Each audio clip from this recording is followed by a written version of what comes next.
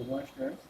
सो पिछले लेक्चर में हमने पढ़ा था मशीन्स मैकेनिज्म और काइनेमेटिक लिंक्स क्या होती है, उसके टाइप्स ऑफ लिंक्स देखे थे, जैसे कि रिजिड लिंक्स, फ्लेक्सिबल लिंक्स और फ्लूइड लिंक्स। आज हम बात करेंगे सबसे पहले टाइप्स ऑफ कॉन्स्टेंट मोशन के बारे में, इनकी मोशंस कितने टाइप्स के रहते हैं।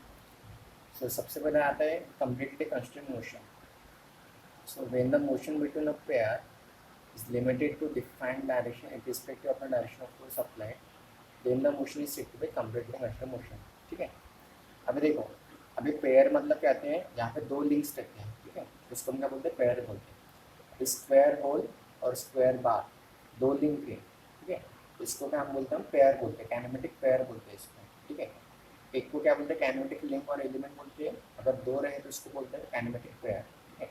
अभी देखो, स्क्वायर होल के अंदर अगर हम स्क्वायर बार को अगर इंसर्ट करते हैं, ठीक है, अगर स्क्वायर होल के अंदर स्क्वायर बार को अगर हम इंसर्ट करते हैं तो इसकी डायरेक्शन सिर्फ एक ही रहेगी, ठीक है। हम इसको सिर्फ इससे डायरेक्शन में इसको वो फोर्स अप्लाई कर सकते हैं, ठीक है। इसको हम ऐसे रोटेट नहीं कर सकते, ठीक है।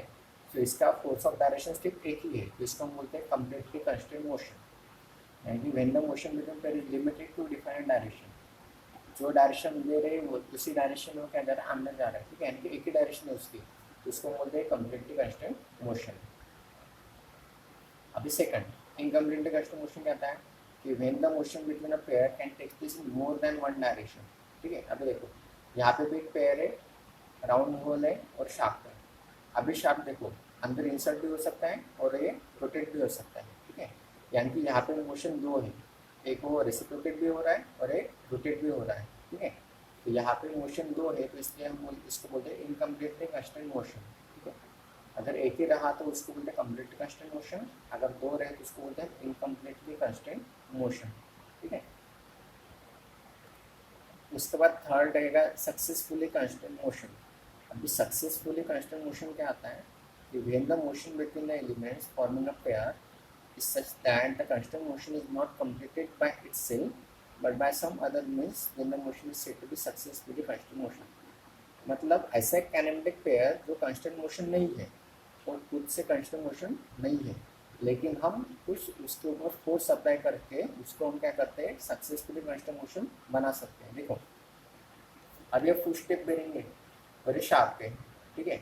अगर अभी ये खुद से अंदर इंसर्ट नहीं हो सकता, ठीक है, शार्प अंदर इंसर्ट नहीं हो सकता, लेकिन अगर हम इसके ऊपर लोड को अप्लाई करते हैं तो इसके भी डायरेक्शन क्या होगी, एक ही डायरेक्शन होगी, यानी इससे भी रेसिप्रोकेट हो रहा है, ठीक है। तो इसको हम बोलते हैं सक्सेसफुली कांस्टेंट मोशन। लेकिन ये पहले खुद से नहीं था, इसके ऊपर हमने लोड अप्लाई करके इससे मोशन हमने परफॉर्म किया है, तो उसको बोलते हैं सक्सेसफुली कांस्टेंट मोशन। मतलब means that constant motion is not complete by itself but by some other means, यानी कि दूसरा फोर्स अप्लाई करके हम इससे मोशन करवा के ले सकते हैं, तो उसको बोलते हैं सक्सेसफुली कांस्टेंट मोशन। उसके बाद आता है ये मोशन में तीन आपको पूछ सकते हैं, कंप्लीटली कांस्टेंट मोशन, इनकम्प्लीटली और सक्सेसफुली। उसके बाद आएगा अभी kinematic pair. So the two links और elements of machine when in contact with each other are said to be form a pair. अगर दो लिंक्स एक दूसरे के पास रहते हैं और वो एक मोशन परफॉर्म करते हैं, उसको हम क्या बोलते हैं, काइनेमेटिक पेयर बोलते हैं, ठीक है। अभी इसके क्लासिफिकेशन देखते हैं। सो पहला क्लासिफिकेशन आएगा इसका according to the type of relative motion between the elements. According to motion, अभी तुम कौन से टाइप के मोशन देते हैं, अभी स्लाइडिंग पेयर। अभी स्लाइडिंग पेयर मतलब क्या आता है, एक लिंक के ऊपर अगर दूसरी लिंक स्लाइड हो रही है, अगर एक लिंक के ऊपर दूसरी लिंक क्या हो रही है, स्लाइड हो रही है, तो उसको हम बोलते हैं स्लाइडिंग पेयर। आपने कारपेंटर में देखा होगा, जब आप उससे कुछ एक्स्ट्रा मटेरियल रिमूव करते हैं, ठीक है, तो इसको क्या बोलते हैं, स्लाइडिंग पेयर। उसके बाद रहता है टर्निंग पेयर।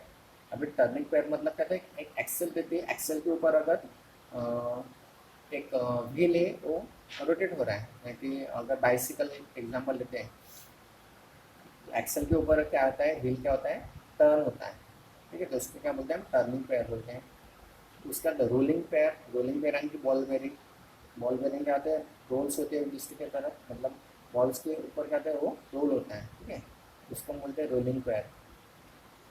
उसके बाद स्क्रू पेयर। स्क्रू पेयर यानी कि जिसके नट एंड बोल्ट हो गया, ठीक है, तो बोल्ट के ऊपर नट क्या होता है, अकॉर्डिंग टू स्क्रू हेड के हिसाब से क्या होता है, रोटेट होता है, जिसको हम बोलते हैं स्क्रू पेयर बोलते हैं उसको। वो लास्ट में आता है इसका स्पेरिकल पेयर। अब स्पेरिकल पेयर मतलब क्या आता है, जैसे कि आपने कार का मिरर देखा होगा, ठीक है, वो कम्प्लीटली पूरी तरह से वो रोटेट नहीं होता, ठीक, वो एक 180 डिग्री तक ही रोटेट होता है। या फिर आपने डोर एग्जाम्पल ले सकते हैं, डोर भी देखो, डोर तो 90 डिग्री तक होता है, लेकिन अगर मान के चलती हो अगर वो पूरा 180 तक अगर रोटेट होता होगा तो उसको हम बोलते हैं स्पेरिकल पेयर। यानी कि कार का मिरर आप देख लेना, वो परफेक्ट एग्जाम्पल है स्पेरिकल पेयर का, ठीक है। सो पहले इसमें अकॉर्डिंग टू रिलेटिव मोशन तो इसके 5 पेयर आते हैं, sliding pair, turning pair, rolling pair, screw pair और स्पेरिकल पेयर, ठीक है। इसके डेफिनेशन पे आपको पूछ सकते हैं एग्जाम में। उसके बाद आता है according to the type of contact between the elements. अभी अगर दो एलिमेंट्स के बीच अगर किस तरह का कॉन्टैक्ट रहता है उसके हिसाब से भी क्लासिफिकेशन रहता है।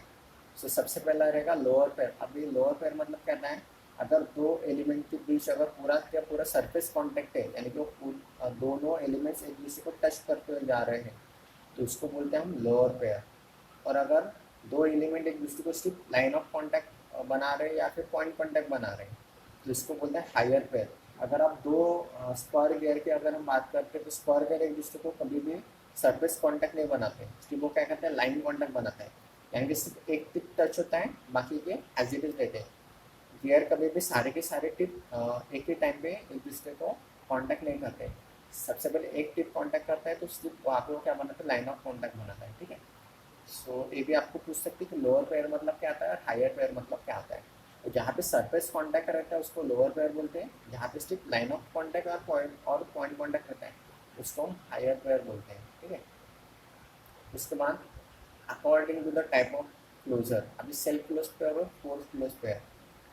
यानी कि अभी एक्स्ट्रा कुछ फोर्स मतलब ऐसा एक मोशन जहाँ पे एक्स्ट्रा फोर्स देने की ज़रूरत नहीं है, तो उसको बोलते हैं सेल्फ क्लोज पेयर। और जहाँ पे हमें फोर्स देके इसका पेयरिंग बनाना है या फिर इस पेयर को मोशन देना है तो उसको बोलते हैं फोर्स क्लोज पेयर, ठीक है। इसका देखते हैं काइनेमेटिक चेन। अभी काइनेमेटिक चेन मतलब क्या होता है कि when the kinematic pairs are couple in such way that the last link is joined to the first link to transfer defined motion. अगर हम अभी काइनेमेटिक लिंक अगर दो ज्वाइन करें तो उसको काइनेमेटिक पेयर बोलते हैं, और नंबर ऑफ काइनेमेटिक पेयर्स हम अगर हम एक दूसरे को ज्वाइन करते हैं तो उसको बोलते हैं हम काइनेमेटिक चेन, ठीक है। इसके बाद अभी types of joints in chain. So chain के अंदर 3 टाइप के बेसिकली जॉइंट्स थे। सबसे पहले भी बाइनरी जॉइंट देखो।